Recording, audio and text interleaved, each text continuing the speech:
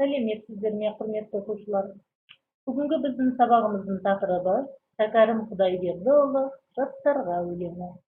Оқу мақсаты автор бейнесі мен кейіпкерлер қарым-қатынасының тілдік көрінісін талдау.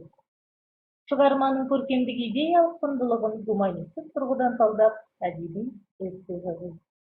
Бағалау критерийлері: автор бейнесін талдайды, кейіпкерлер қарым-қатынасын тілдік көрініс арқылы талдайды, әдеби эсседе шығарманың көркемдік идеялық құндылығын гуманистік тұрғыдан талдайды. Қазақ әдебиетінде ойып тұрып алатын орны бар. Шәкәрім Құдайбердиевті алып бір бәйтерек ағашына теңесек болады.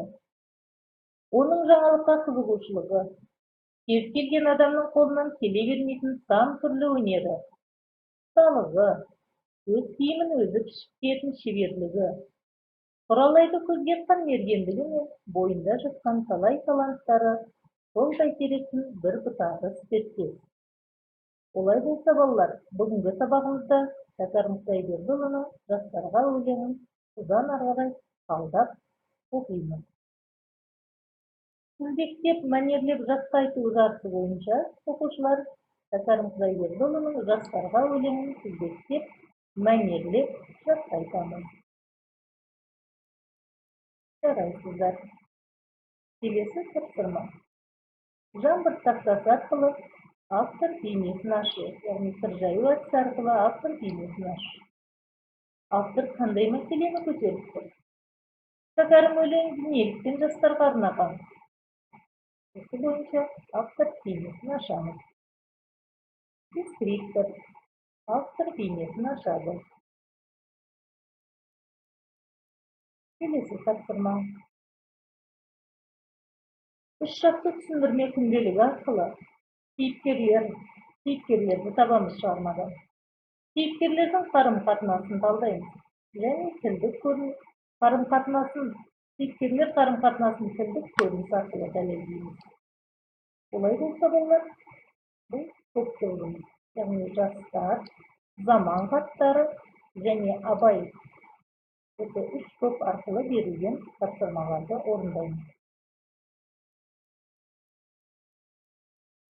Жарайсыздар. Дескриптор. Кейіпкерлер қарым-қатынасын талдайды. Кейіпкерлер қарым-қатынасын тілдік көрініс арқылы дәлелдейді. Келесі тапсырма. Шәкәрімнің «Өмір зая болмастық өнер үйрет, ақылыңды аяма бізге» деп жастарға үндеу тастауының себебін гуманистік тұрғыдан талдаңыз. Өз көзқарастарыңызды дәлелдей отырып, әдеби эссе жазамыз. Жарайсыздар. Дескриптор бойынша эссе құрылымын сақтайды. Шығарманың көркемдік идеялық құндылығын гуманистік тұрғыдан талдай отырып, өз көзқарасын дәлелдейді. Шәкәрім бар мәселенің шешімі келер ұрпақ. Ертеңгі күннің қалай болары жастардың еншісінде екенін түсініп, оларды абайдың нарымен сусындауға шақырды. Осы бір өлеңі арқылы ол абайды қазақ баласы ішіндегі ең биігі деп бағалайды.